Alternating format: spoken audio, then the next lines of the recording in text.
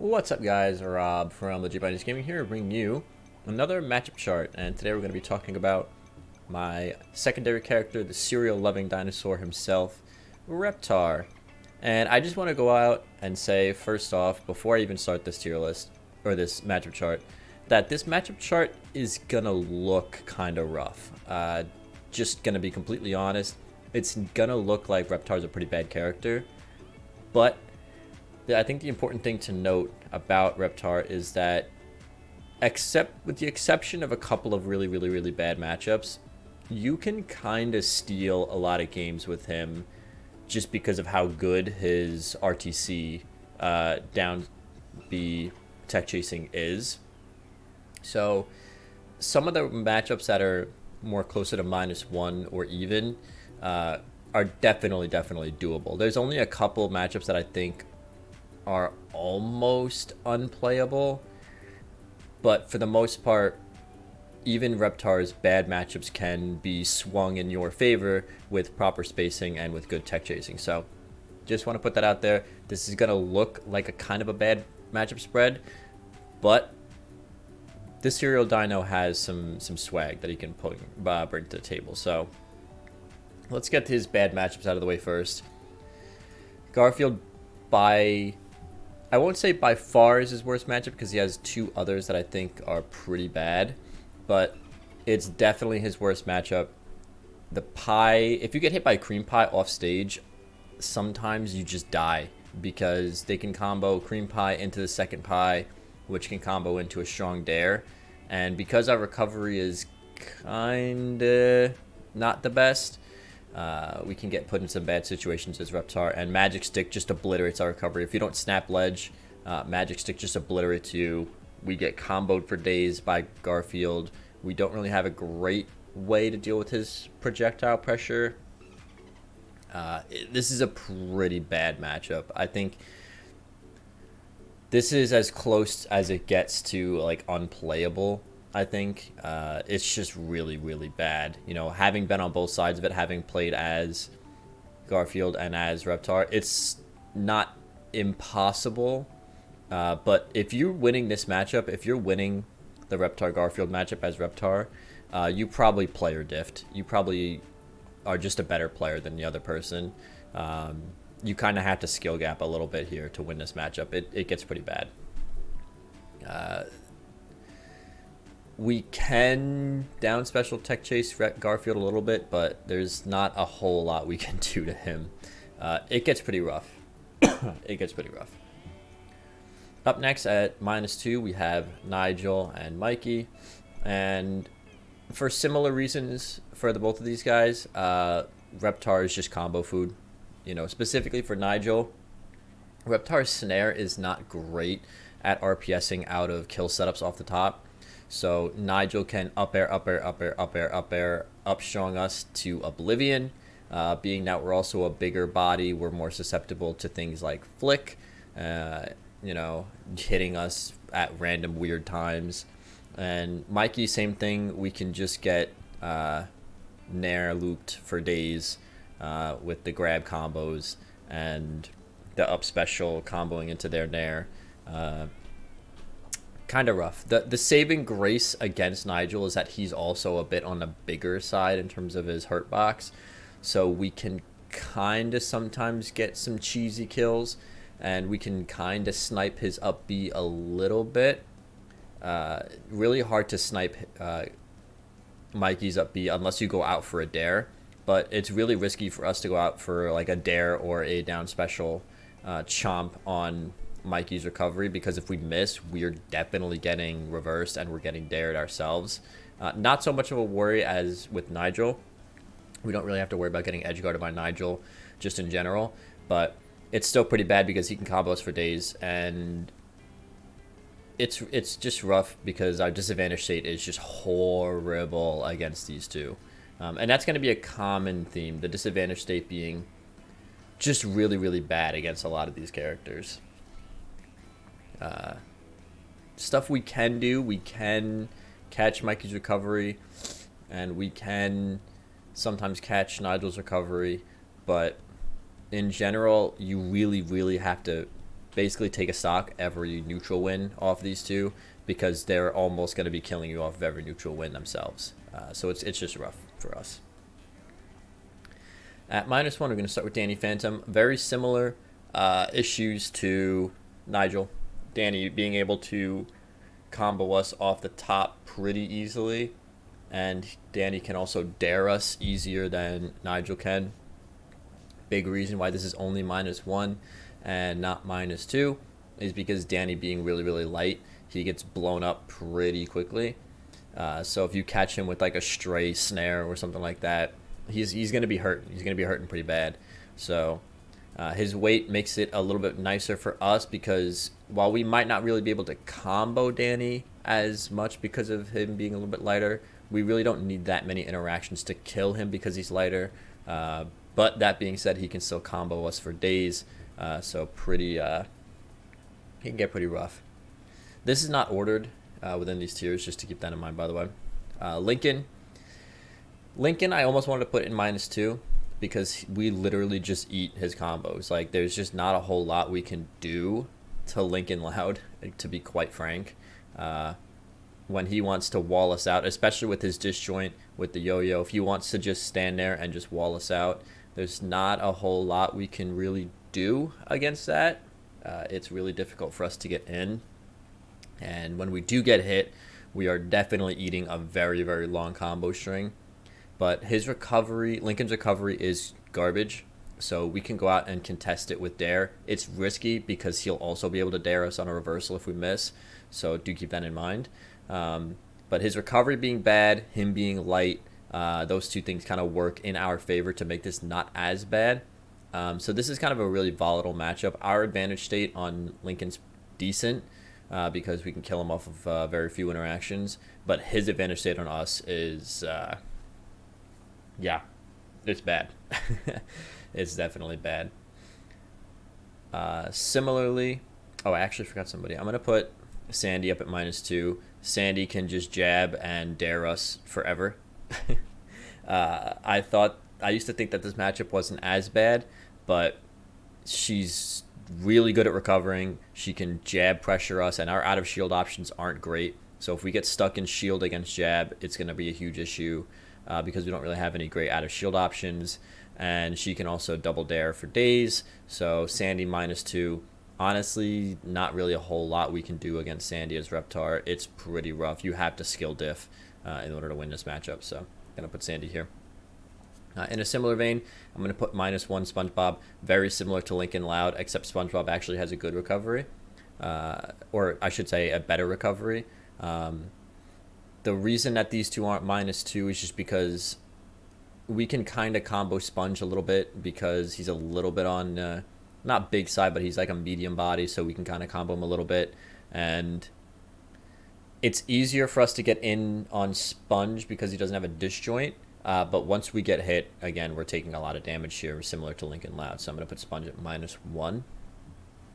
Next up on the minus category, we're going to put Helga. It can just be difficult for us to get in against the projectile pressure that Helga has with the slingshot.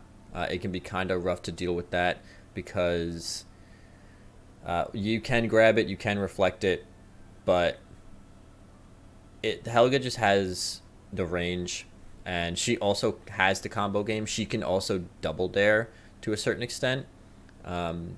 The saving grace against her is that we can down strong her recovery at ledge if she misses, if she doesn't snap ledge, or we can also down special her recovery.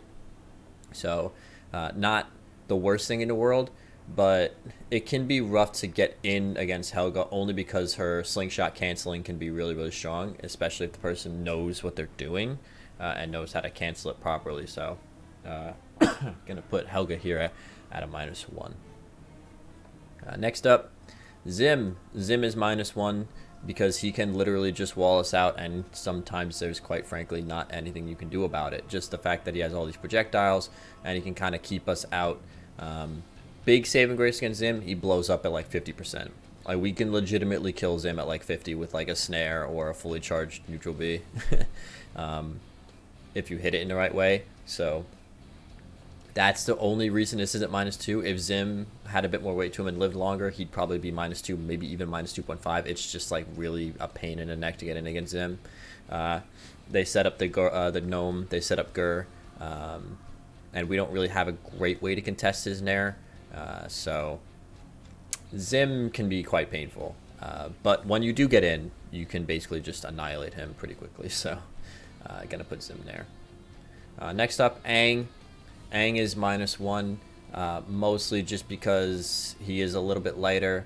But the jab and down tilts from Aang are rough. It's rough for us to deal with his neutral special. Or not his neutral special, sorry. His Nair. His Nair is really rough for us to kind of have to deal with.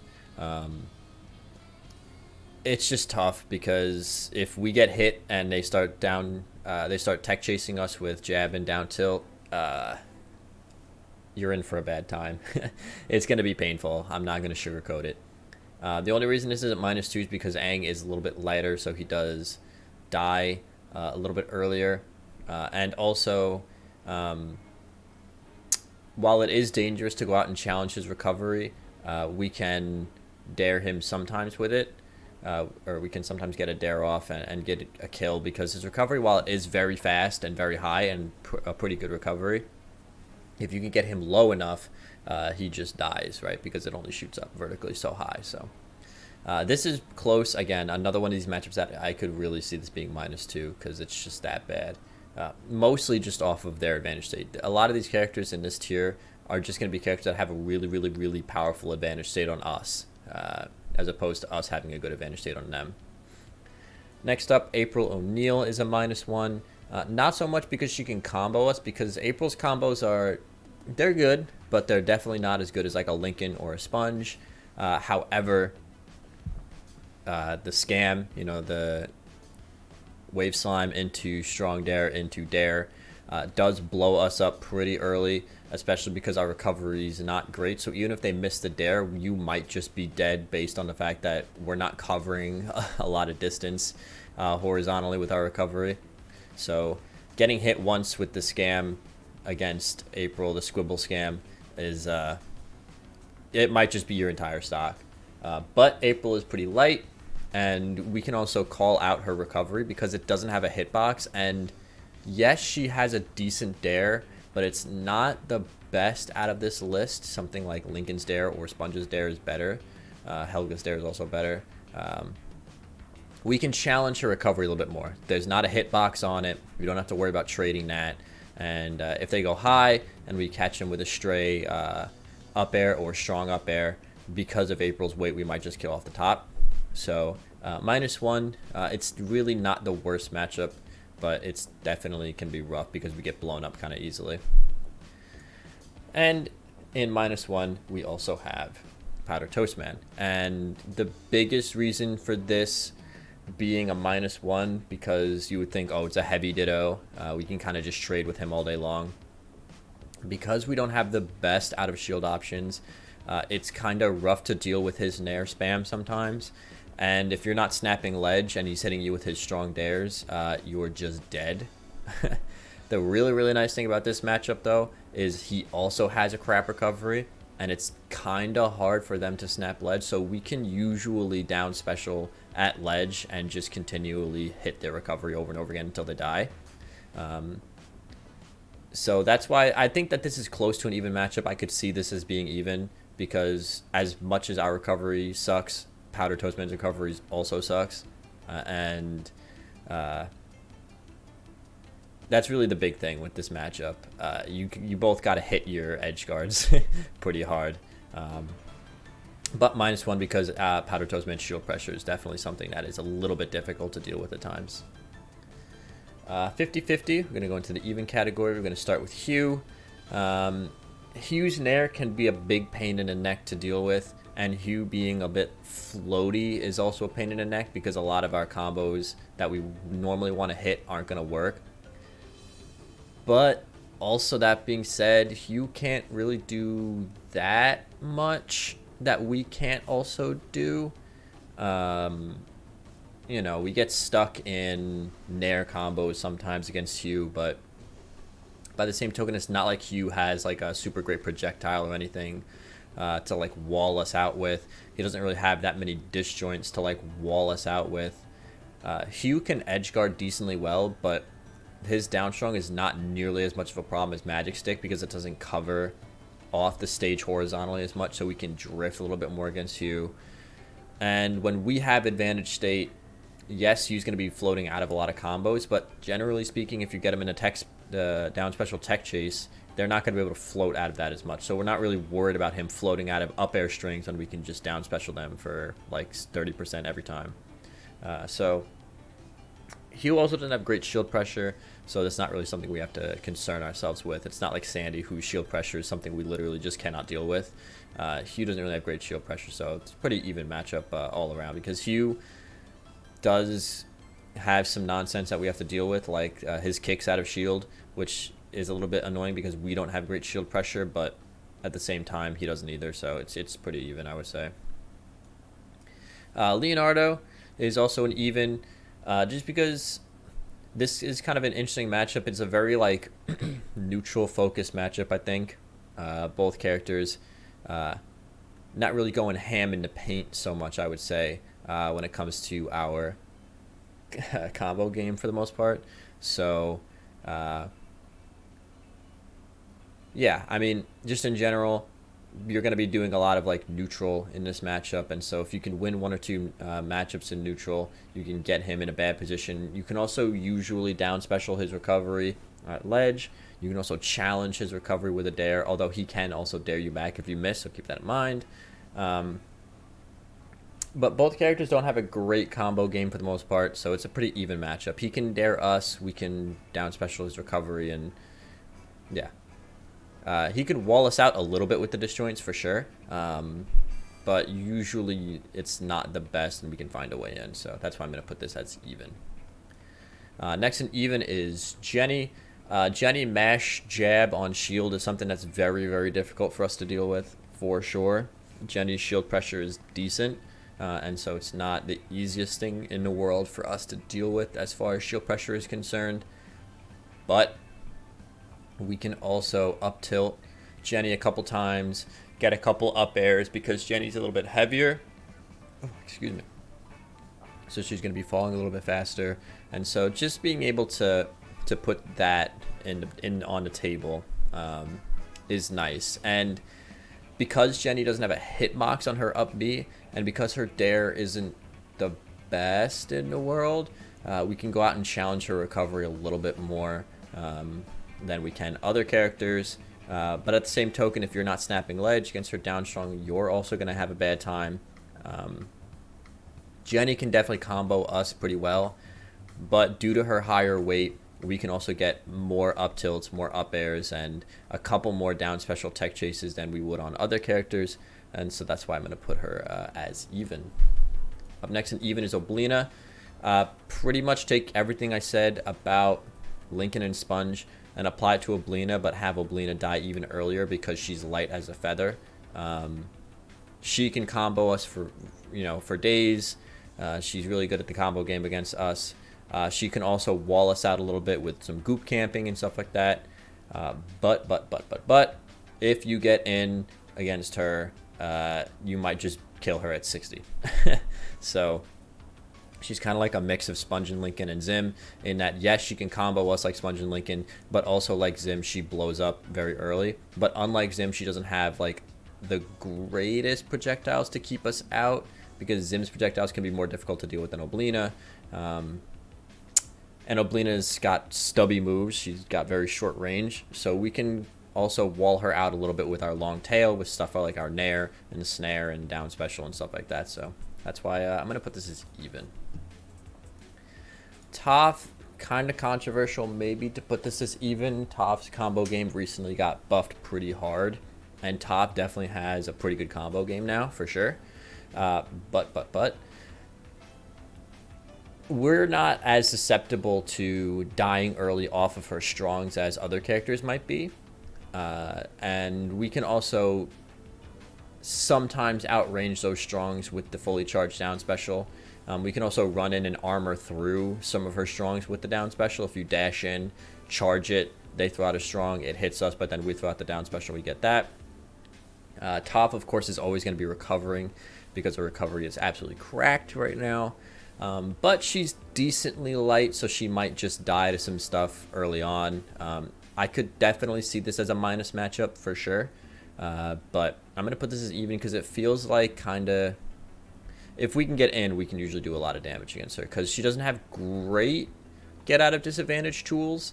Not like a Jenny, whose get out of disadvantage card is basically free as soon as you press the A button and you nair. But yeah, so I'm going to put Toph as even for that reason. Up next, Lucy. Lucy being even because we can snipe her teleport ins with down specials. And because Coffin doesn't just blow you up at 0% anymore, Lucy has to put in some work. And she's very light, one of the lightest characters in the game, so she also blows up pretty early. She just gets erased off the map with some of our stronger moves sometimes. And her recoveries, in general, aren't really all that great. I mean, her dare is definitely something we have to worry about, and especially her down tilt at ledge is also something you have to worry about. So if you're not snapping ledge against her, you're going to have a really, really bad time. But we can go out and challenge her recovery a lot of the times just because there's no hitbox on them, or if there is a hitbox, like on the vampire mode or the ghost mode, it's really, really predictable. And she's lighter in those modes anyway, so she might just die off the bottom. So we're going to stick Lucy in even. It's not a bad matchup for Reptar, I don't think, at all. And I think, unless I want to change the last second. No, I'm going to leave that as even. So up next in winning, we're going to have all these characters, as you can see, besides Rocco, who literally doesn't exist. Going to start with CatDog. Big reason why this is winning, CatDog's recovery is super easy to hit at ledge with down special.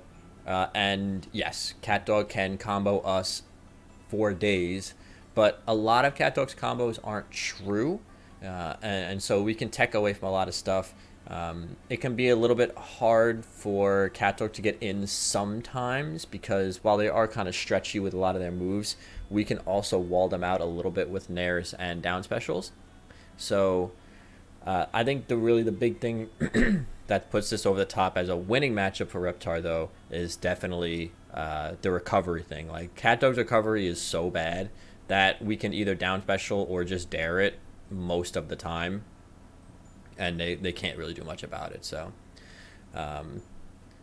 yeah, if you get hit, if you're hitting them with a couple of down specials, usually you're going to take a stock almost every time. So CatDog, while yes, they can combo us, their recovery is just horrendous, and so their combo game doesn't make up for the fact that their recovery sucks.